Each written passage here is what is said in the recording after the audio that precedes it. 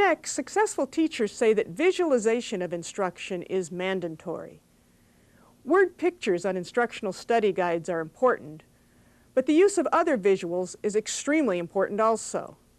Slides, printed materials, video clips, and even films are much more effective than teacher talk.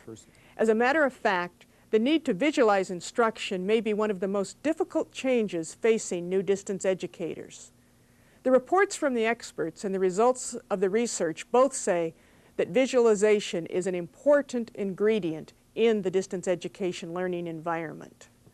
Successful distance educators also indicate that an expectation of the unexpected is also extremely important. Teachers need to always be prepared for something unexpected to happen. From the student who asks a question you do not know the answer to the catastrophic failure of part or even all of the technology. Don't let yourself be ruffled by unexpected events. Stay cool, stay calm, and remain flexible. We all know that flexibility is an important part of good teaching, and this is even more important in a distance education environment. In distance education situations, there are a number of things that are beyond our immediate control. The key here is to recognize that these forces really are beyond our control, so we shouldn't worry about them. At least, don't worry about them while you're on the camera. Finally, I would like to talk about how we support distant learners outside of the classroom. It is important to recognize that distant learners need access to instructors outside of class time, just as local learners do. The difference is they can't easily talk to you just before class or after class or in the halls or at school events. Thus, distant teachers need to meet student needs in different ways. Successful teachers have identified several strategies for interacting outside of the class with distant students. One obvious technique is to have office hours when students can call you on the telephone. Now, this works well for students who are motivated enough and have the confidence to call you. It does not readily help the students who are less forceful, however. Some teachers have a scheduled, required call to each of their students at least once a week. This is a very effective technique, but can be quite a problem if you have more than a few dozen students. Another alternative is to consider planning a conference call with a group of your students or all your students once a week. Another technique used by teachers is to send mail to their students every few days. Either electronic mail or regular mail can be used. If you do use regular mail, it is a good idea to enclose a stamped, self-addressed envelope with your letter so students can easily reply to you. Communicating with distant learners outside of class is difficult and time-consuming. It is extremely important, however, and should be part of every teacher's distance learning plan. Local facilitators are required in many distance education systems. The facilitator is located at the distance site and might be considered part of the instructional team.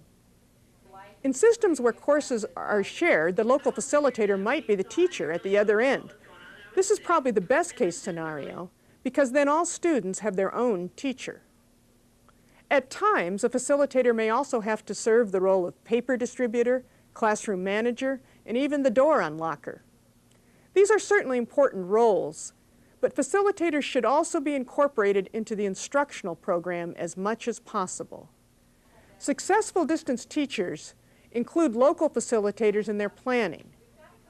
They meet, or at least talk with them, send them copies of course syllabi and interactive study guides, and recognize them formally and positively during classes. When there are no local facilitators, it is often a very good idea to appoint a student to be the site facilitator.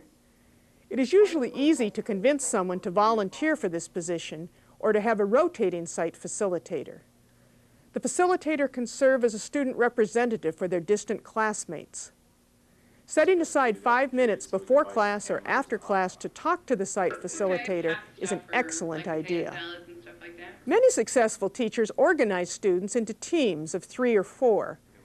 These teams give the distant learners a sense of identity and help to socialize them to the group. These teams also serve as study groups. Clearly, this type of organization works for both distant and local students. There are many nuances to good teaching at a distance. that teachers have discovered over the years. I've mentioned just a few of them, and they're the ones that I think are the most effective.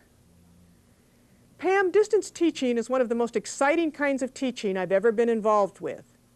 Generally, teachers find themselves renewed by the challenges of this new teaching environment. The suggestions I have offered here may help as teachers learn to respond to these new challenges. Anne, are some teachers intimidated by the technology of distance education? Possibly at first we'd see that kind of intimidation. I think far and away, though, the message that I get from teachers is the challenge of distant teaching is exciting to them, is renewing for them, and actually helps them in their traditional classroom teaching. Thanks, Anne.